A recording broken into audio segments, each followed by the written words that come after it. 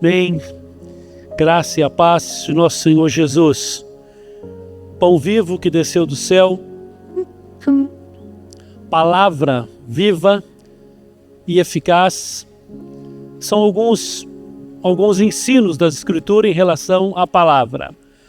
Hoje nós vamos ver uma definição bíblica de inspiração, vamos ver a utilidade das Escrituras. Para isso, te convido a abrir a sua Bíblia em 2 Timóteo capítulo 3. 2 Timóteo capítulo 3. 2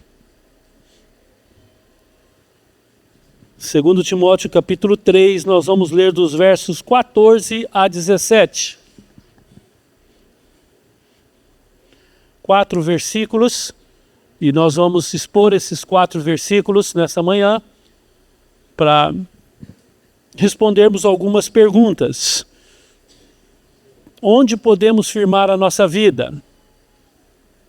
No que podemos estar firmes? A Bíblia é inspirada por Deus? Papel aceita qualquer coisa? A Bíblia é um livro comum? É um livro especial? Para que serve a Bíblia? Qual o propósito? Pretendemos responder algumas dessas perguntas e outras durante a exposição desses versículos. Vamos ler atentamente? Abra a sua Bíblia, o seu coração. Vamos fazer uma leitura pausada aqui. Já vá pensando com o texto, conversando com o texto e tentando entender exatamente o que a palavra de Deus diz para o seu e para o meu coração. Tu, porém, permanece naquilo que aprendeste, de que fosses inteirado, sabendo de quem o aprendeste, e que desde a infância sabe as sagradas letras, que pode tornar-te sábio para a salvação pela fé em Cristo Jesus. Toda a Escritura é inspirada por Deus e útil para o ensino, para a repreensão, para a correção, para a educação na justiça, a fim de que o homem de Deus seja perfeito e perfeitamente habilitado para toda boa obra. Mantenha sua Bíblia aberta. Feche seus olhos, abra o seu coração. Senhor, nós clamamos a Ti por misericórdia nessa hora. Peço, Senhor, que o Senhor nos capacite para sermos ministrados por essa palavra. Ah, Pai, dê graça para quem fala e graça para quem ouve. Prepara o nosso coração, Senhor. Oh, Deus, não permita que nada desvie o nosso pensamento e a nossa atenção nesses momentos da Tua palavra. E que possamos crescer, ó Deus, nessa manhã e aprender aquilo que o Senhor tem para nós. No nome de Jesus. Amém. Amém. Irmãos, nós estamos ministrando uma série de pregações positivas. Começamos domingo próximo passado, falando do Salmo 1, e o tema central era prazer na lei do Senhor. Hoje nós vamos falar sobre as Escrituras, o que é uma Escritura inspirada, qual a utilidade das Escrituras. Vamos pensar, a figura que nós estamos usando é uma figura bíblica para a palavra, é o pão. Pão vivo que caiu do céu, que desceu, né? O maná de Deus para nós é a palavra. Pensando nessa figura da palavra, pensando nessa figura do alimento, é comum quando você reúne uma família, os filhos pequenos, e a hora que você coloca uma mesa farta, uma mesa com bastante coisa bem feita, uma alimentação saborosa, feita com amor, com qualidade, nutrientes necessários, e aí os filhos, crianças, pré-adolescentes, sentam à mesa e eles não se interessam por nada, não comem nada. Não quero. E logo o pai olha para a mãe e pergunta assim: meu amor, o que está acontecendo? Por que esses meninos não estão comendo? Por que essas crianças não estão comendo? E a resposta é clássica. Disse: olha, eles estão desde cedo comendo porcaria. Comeram tanta coisa errada, tanta coisa que não deveria comer, que chega na hora da refeição, não consegue comer. Irmãos, eu tenho a impressão que essa cena se repete domingo após domingo na maioria das igrejas brasileiras, que é de onde a gente conhece mais a realidade. Quando você abre a palavra, quando um irmão, um ministro de Deus abre aqui e começa a falar da palavra, a maioria já está indisposto, né? Já está cheio, não consegue saborear esse alimento porque comeu muita porcaria durante a semana. E nós precisamos, como no caso das crianças, nós precisamos ser seletivos naquilo que nós colocamos na nossa mente. Nós precisamos saber o que a gente põe. Se não bastasse o nosso coração pecaminoso, a nossa história com relação com o mundo, ainda alimentamos a nossa mente com coisas que nós não deveríamos. Quero pensar um pouquinho nesse texto. Ele é uma carta, uma epístola marcante na vida do apóstolo Paulo. Vamos pensar primeiro quem é Timóteo. Boa parte de vocês já sabem, Timóteo é um filho na fé de Paulo, natural de Listra. O seu pai era grego, a sua mãe judia, Eunice, e sua avó Loide, também de cultura judaica, que ensinou Timóteo nas escrituras desde a infância. Se você estudar um pouquinho como era a educação judaica, a severidade e a disciplina, você vai entender por que Paulo está dizendo aqui, permanece, porque você já foi ensinado desde a infância as sagradas letras. Então esse menino foi ensinado, mas só quando ele era moço, só na idade adulta que ele teve uma experiência de novo nascimento, e o seu pai espiritual é Paulo. Paulo que evangelizou, Paulo que levou ele a Cristo. E quando esse momento que ele está vivendo, que ele recebe essa carta, por volta de 64 a 65 da era cristã, ele está numa cidade chamada Éfeso. Qual a função? Ele está pastoreando a igreja de Éfeso. Ele é pastor da igreja de Éfeso. Éfeso era uma cidade muito grande, um dos grandes centros comerciais. Éfeso também era marcado pela religiosidade. Lá em Éfeso tinha o templo da deusa Diana, que era um dos maiores centros de peregrinação religiosa. Éfeso era um centro comercial, era uma rota comercial marítima muito grande. As vias romanas, tanto terrestres como marítimas, eram muito seguras. Então Éfeso se tornou um centro comercial muito grande. Com isso, ela era uma cidade grande, portuária, comercial e idólatra. Você imagina? Uma cidade marcada pela promiscuidade, pela idolatria, pela transição de gente chegando e gente saindo, uma eterna rodoviária, e Timóteo está lá. Timóteo tem algumas características pessoais. Timóteo é extremamente reservado, tímido, mais pacato, mais introvertido, e Timóteo está enfrentando uma grande luta. Primeiro, porque Paulo passou 2 anos e meio pastoreando essa igreja. Você já imaginou substituir o apóstolo Paulo? Já imaginou, depois do pastorado de Paulo, você chega, um menino, né? Ele também está enfrentando um desânimo pessoal no seu ministério, tentações fora, e uma crise na igreja de apostasia, gente desviando, infiltração de falsos mestres. E Paulo já tinha advertido isso quando ele chama os presbíteros lá em Mileto. Ele já havia advertido, olha, eu vou sair, os falsos mestres vão entrar. Então é nesse contexto que Timóteo recebe essa carta. E onde que Paulo está? Nesse momento, ano 64, imperador era Nero. Nero taca fogo na cidade, taca fogo em parte da cidade, põe a culpa nos crentes, nos cristãos. E agora Paulo está preso sob a acusação de ser um líder que botou fogo em Roma. Essa é a principal acusação. A primeira prisão, Paulo é acusado pelos judeus. Era fruto de inveja, fruto de desacordo religioso, mas agora não. Agora ele é um perseguido do império. Agora esse homem está preso numa masmorra. A prisão de Mamertina. Mamertina era a pior prisão de Roma. Subterrânea, fria, úmida. Paulo sabia, conhecia muito bem a geografia e a história do direito daquele lugar. Ele sabia que ali ele só ia entrar e sairia morto. As pessoas que saíam dessa prisão ou eram leprosos em estado terminal ou saíam mortos. E Paulo foi executado. Por ser cidadão romano, ele foi decapitado, ele não foi crucificado como os outros. Irmãos, é nesse contexto dessa prisão de uma compreensão que ele está nos últimos dias da sua vida, na compreensão de que ele ali sairia dali decapitado, esse homem tem na sua agenda, na sua vida com Deus, uma preocupação com a igreja e com o ministério pastoral de Timóteo. Essa carta é fruto desse contexto. É a última carta que Paulo escreve. É a última epístola, a última escrita de Paulo. E se você observar, no capítulo 3, Paulo dá 3 conselhos para Timóteo. Esse que nós lemos hoje faz parte do 3º conselho. Vamos passar os nossos olhos para o capítulo 3. Primeiro conselho. Sabe, porém, isso, versículo 1. Nos últimos dias sobrevirão tempos difíceis.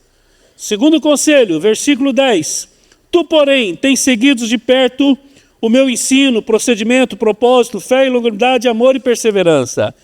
Terceiro conselho, verso 14. Tu, porém, permanece naquilo que aprendeste. Então, Paulo aqui, se você fosse fazer um estudo do capítulo 3, você teria que sintetizar e resumir os 3 conselhos de Paulo. Paulo está lá na prisão, conhece a realidade de Éfeso, conhece o seu filho Timóteo, e agora ele está dizendo assim, Timóteo, para você preciso falar 3 verdades para você. Primeiro, sabe, porém, isto, nos últimos dias os tempos serão difíceis. A primeira orientação de Paulo é a seguinte, Timóteo, perceba a hora que você está vivendo. Perceba o teu momento. Leia a sua realidade. Um homem de Deus precisa ler a sua realidade. Perceba o momento sensível que nós estamos vivendo. O momento de luta, a crise que nós estamos vivendo. A expressão que ele vai usar, tempos difíceis, é uma expressão grega muito conhecida naquela época, chalepos. Chalepos tem 2 significados básicos. Primeiro, enfrentamento com uma fera, com um leão, leopardo, um animal feroz capaz de matá-lo. Imagina, você está andando num beco e de repente você dá de cara com um leão, faminto. Essa situação poderia ser chamada de chalepos. Mas chalepos era mais usado ainda como a tempestade em alto mar. Você imagina você num barco e ali vem uma tempestade, não tem para onde sair, e a morte é iminente. A severidade do momento, e Paulo compara ao tempo que Timóteo estava vivendo. E obviamente que isso aqui é um texto profético sobre os nossos dias, dizendo, nos últimos dias, os tempos serão difíceis. Sabe por que ele fala que é a iminência da morte? Morte aqui é a separação de Deus, não é morte física. Porque começou a haver muita apostasia nessa época. Alguns não aguentavam o sofrimento e se afastavam de Deus e da igreja. Então Paulo diz para Timóteo, Timóteo, perceba o momento que você está vivendo. Leia a sua realidade. A partir daí ele vai dar mais 2 conselhos. Tu porém e tu porém. O tu porém do verso 14 e o tu porém do verso 10. O primeiro ele diz, tu porém tens seguido de perto o meu modelo. Se nós fôssemos interpretar esse texto e aplicá-lo, seria o seguinte, um homem de Deus, primeiro, precisa ler o seu tempo. Segundo, precisa ter boas referências na sua vida.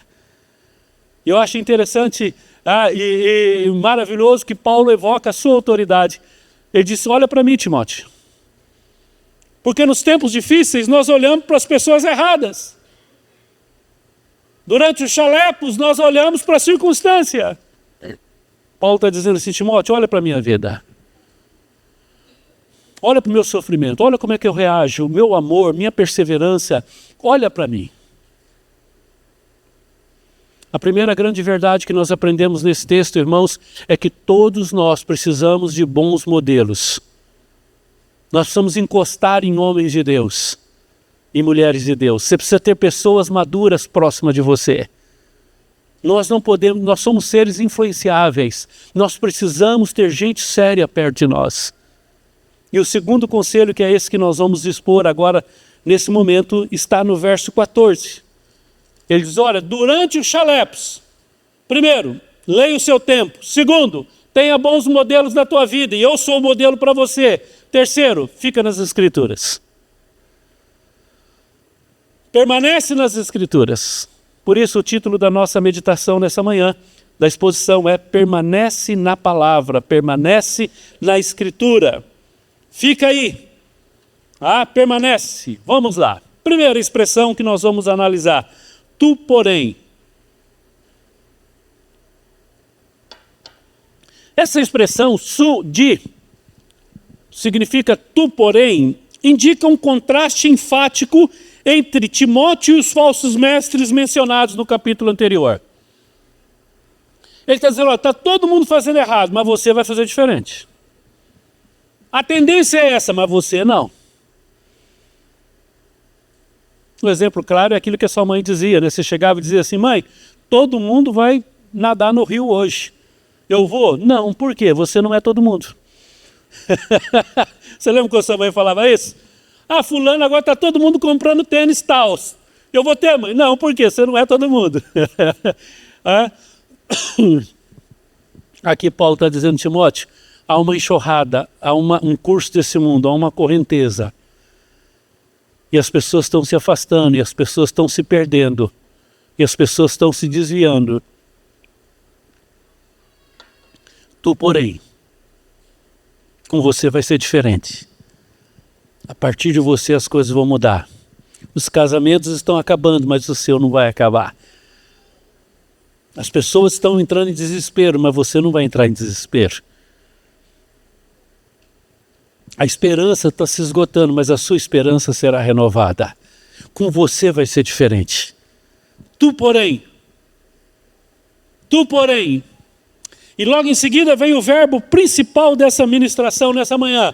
Permanece nas Escrituras. O versículo seguinte, ele vai dizer que desde a infância sabes as sagradas letras, que pode tornar-te sábio para a salvação na fé em Cristo. Uma nítida cristologia do Antigo Testamento que Paulo defende. Maravilhosa. O verbo permanecer aí, irmãos, ele indica não apenas ficar, mas habitar. A ideia é a ideia dos chalepos, a ideia da tempestade, a ideia do perigo. Sabe quando você está andando na estrada, num local, e tem uma tempestade muito grande, você procura um abrigo, e você vai para esse abrigo para se proteger da tempestade? Paulo está dizendo o seguinte, olha, a palavra de Deus não é um lugar só para você passar, só para você ficar, mas é um lugar para você permanecer, habitar. O sinônimo mais adequado para permanecer aqui é habitar, morar, residir, ancorar, firmar a sua vida, depositar as suas esperanças, balizar todas as suas decisões.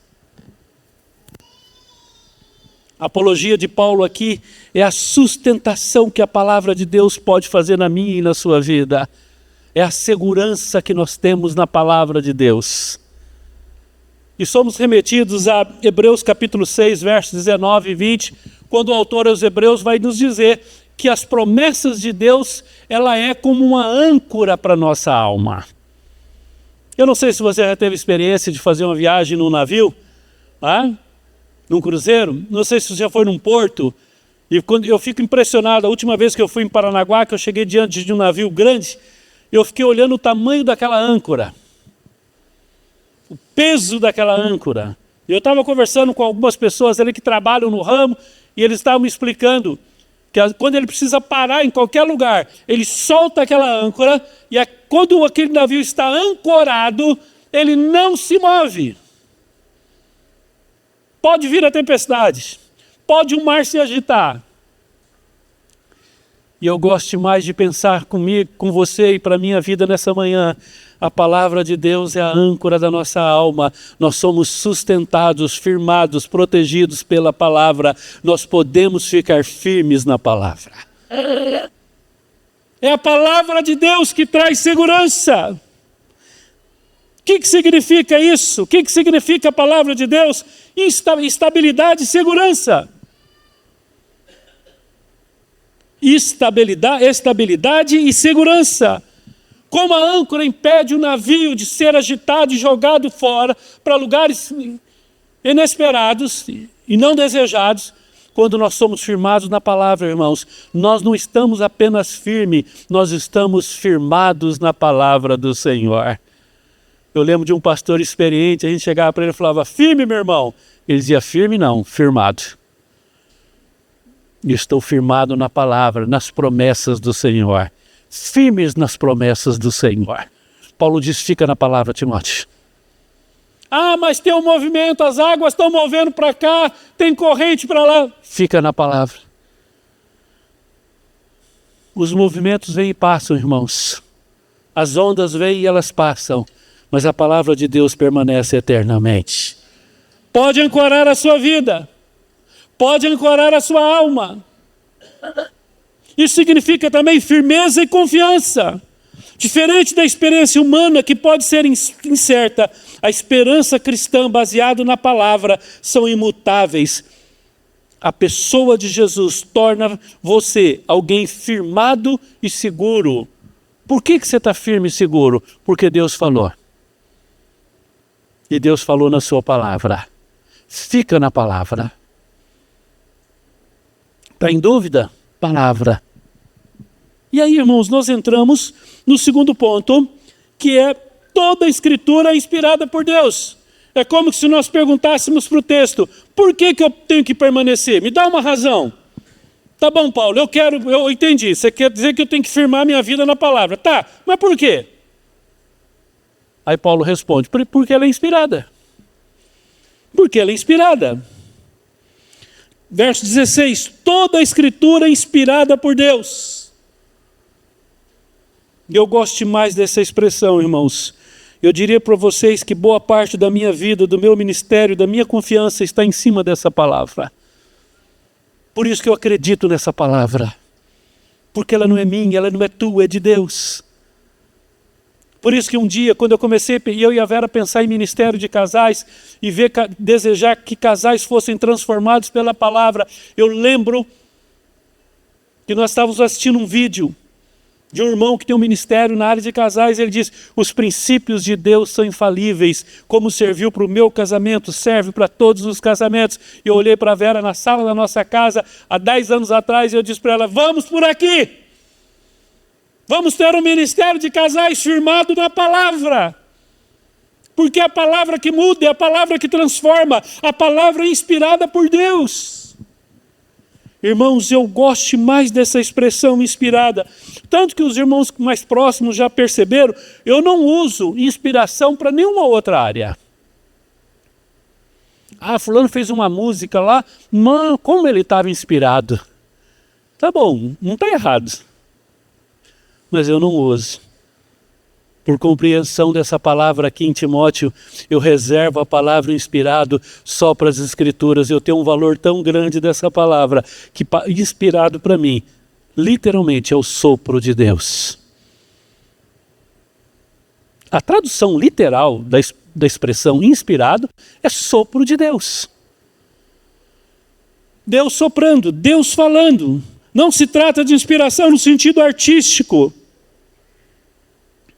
A Escritura é o próprio hálito de Deus, indicando a sua origem divina e a sua autoridade absoluta. Palavra final.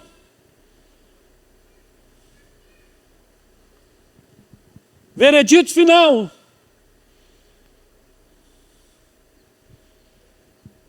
A palavra de Deus, irmãos. Por isso que eu gosto dessas teses que nós sempre estamos ministrando aqui nos cursos. A Bíblia é infalível. A Bíblia é inerrante. E a Bíblia é suficiente. Irmãos, quando a gente pensa na Bíblia como algo inerrante, não tem um erro nas Escrituras. É impressionante. Você pega mais de 40 autores. Boa parte deles nunca sonharam em conviver um com o outro. Nunca imaginaram que o outro existia. 3 continentes diferentes. 3 idiomas, quase 1500 anos. Aí você pega, por exemplo, quem é Jesus? Vida e obra de Cristo. Vamos começar lá em Gênesis. Você termina em Apocalipse. E eles estão falando a mesma coisa. Se um dia você tiver o capricho de pegar todas as profecias do Antigo Testamento sobre Jesus, você vai ver que todas elas se cumpriram na pessoa de Cristo. Deus não é homem para mentir, e nem filho de homem para se arrepender. O que ele fala, ele cumpre.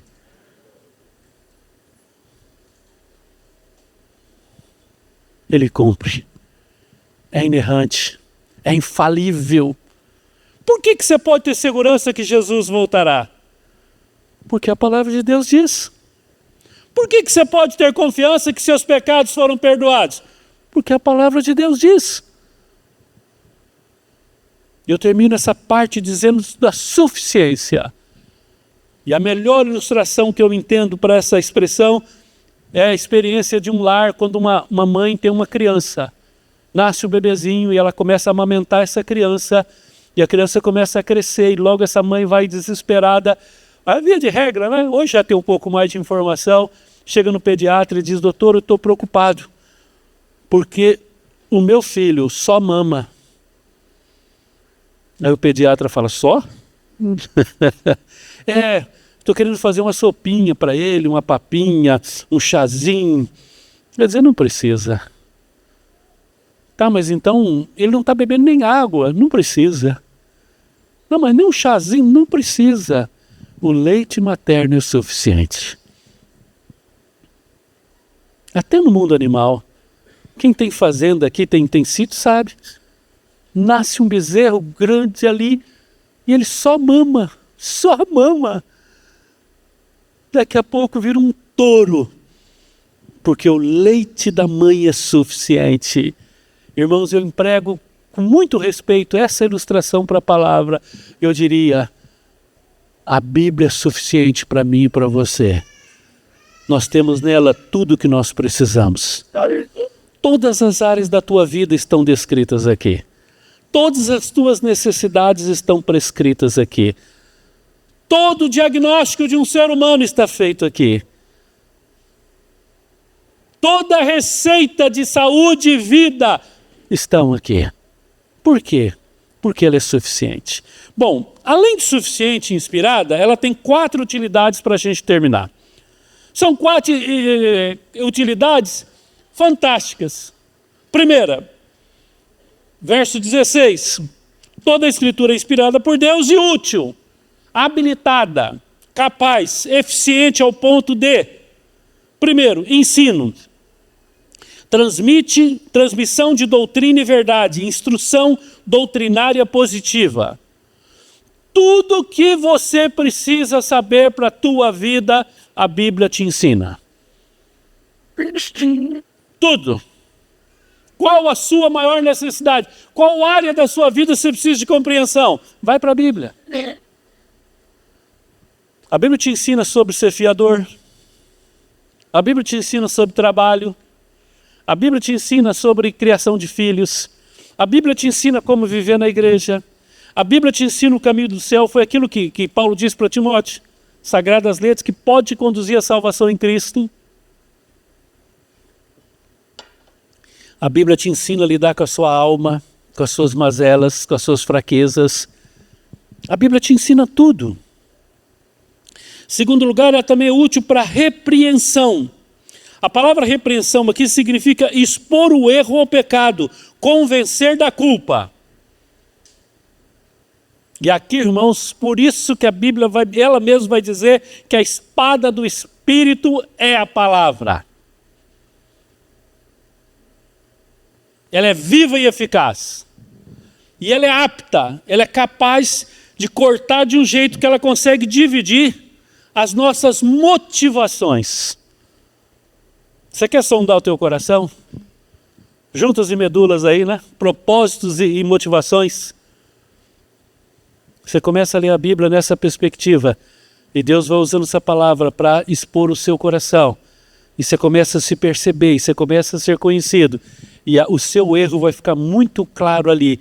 Ela vai expor o seu erro para você ser tratado.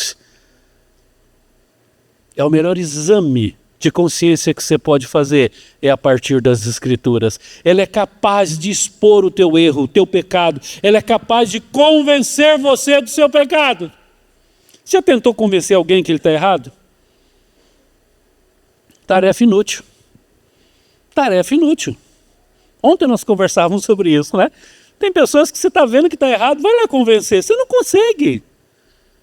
Mas a Bíblia, irmãos, ela tem essa capacidade de corrigir você, de convencer você que você está errado. Essa é a utilidade das Escrituras. Terceiro lugar, correção. A palavra correção aí, irmãos, não é corrigir no sentido de mostrar o que você está errado. Isso já foi na repreensão. Corrigir aí é restaurar ao estado original. Nós vamos gastar agora os próximos 2 domingos só falando sobre isso. Salmo 19. Nós vamos ministrar o Salmo 19, parte dele em 2 domingos. Mas aqui, a Bíblia está dizendo, corrigir aqui, é a ideia de um artista habilidoso, de uma obra de arte que foi danificada, e ele é capaz de ir lá e consertar todos os erros e deixar a obra perfeita. Isso, biblicamente, chama santificação.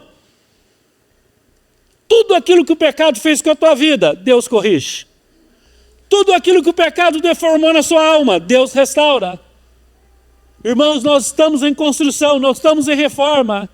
Deus está reformando, Deus está corrigindo através da palavra ao estado original. E na consumação, na volta de Cristo, na eternidade, nós seremos totalmente livres do pecado. Sabe qual a utilidade da Bíblia na tua vida? Endireitar o que está torto, restaurar ao estado correto.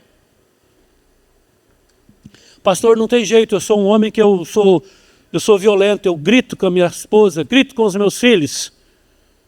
Deus pode transformar a tua vida, meu irmão, Deus pode corrigir e tornar você um homem manso. Pastor, eu sou uma mulher que não tem sabedoria. Eu falo primeiro para depois pensar o que eu falei. Deus pode transformar a sua vida e te tornar uma mulher sábia. Pastor, eu tenho um descontrole financeiro, eu sou uma pessoa totalmente descontrolada financeiramente. Deus pode restaurar a tua vida pela palavra. Os princípios da palavra de Deus pode restaurar totalmente a tua vida. Ah, irmãos, que graça maravilhosa. E a última, pode ser até inusitado para você. Ele vai usar a expressão educação para a justiça, paideia. Literalmente, é treinamento para o ministério. Em outras palavras, discipulado. A Bíblia é o livro, é o manual do discipulado. É ela que prepara. Por isso que Paulo diz, né? O que eu entrego para você, o que eu recebi eu entrego para você, você entrega para o outro, que vai entregar para outro, que vai entregar para outro. Educação na justiça, treinamento prático para uma vida de conformidade com a vontade de Deus e serviço no reino. E finalmente, qual o propósito final? Tornar você perfeito. Perfeito aqui, irmãos, vale registrar que não é sem erro, é maduro. Você quer se tornar uma pessoa madura espiritualmente? A palavra de Deus é capaz de fazer isso. Ela é útil para produzir maturidade. Você é um crente maturo? A Bíblia pode tornar você um homem maturo e perfeita habilidade. Vai te preparar para a obra de Deus. Eu não sei você, meu irmão, mas eu fiquei encantado com esse estudo na minha vida. E eu orei durante essa semana para Deus me dar graça para compartilhar essas verdades. Porque isso vai fazer uma grande diferença na tua vida. Olha para a sua Bíblia. Você tem uma Bíblia aí? Sua? Pode ser celular. Tinha um pastor mal educado que ele falava assim, quem não tem Bíblia senta perto de um crente. Eu não vou fazer isso aqui hoje não. Eu não vou fazer isso, eu não tenho coragem. Mas todo crente precisa ter uma Bíblia, sabia disso? Você tem Bíblia? Você é crente? Você tem que ter Bíblia. Você tem que ter uma Bíblia sua que você risca, que você escreve, que você lê. Isso aqui é teu pão diário. Mesma coisa de você chegar numa casa e não ter cozinha, não ter panela, não ter prato para comer, não ter talher, não ter nada. Você fala, mas o que é isso? Que tem que ter. Isso aqui é a palavra de Deus. Fique em pé com a sua Bíblia na mão. Vamos erguer a nossa Bíblia, meu irmão. Dá uma olhadinha para isso aqui com muito carinho. Isso aqui Deus fez para você. Isso aqui foi feito para qualquer pessoa, todos nós. Você não precisa ser erudito, você não precisa ser acadêmico, você não precisa ter doutorado, você basta ser crente, ter o Espírito Santo e ter um coração desejoso de aprender. Está aqui, ó. Ah, meu irmão, alimenta-te da verdade. Jogue a sua vida nessa palavra. Ela é útil para te corrigir, para te educar, para te exortar, para te animar, para te restaurar. Pai, muito obrigado, ó Deus, pela vida de cada um dos meus irmãos. Senhor, eu te peço em nome de Jesus, produza fome da tua palavra. Produza, Senhor, no nosso coração um desejo profundo de te conhecer através da tua palavra. Senhor, que esse ano possa ser um ano de leitura da tua palavra. Pai, que todos os crentes aqui, Senhor, possam ler a Bíblia o ano inteiro, esse ano, e além disso estudar a tua palavra, saborear, Senhor, degustar, ser transformado por essa palavra poderosa, Pai. Ah, Senhor, perdoa-nos o tempo perdido, Senhor. Pai, nós temos um coração que se encanta e se ilude com tanta coisa errada, Senhor. Traga-nos, ó Deus, para esse caminho e ensina-nos, Senhor, a amar a tua palavra, a desejar a tua palavra, em nome de Jesus. Amém.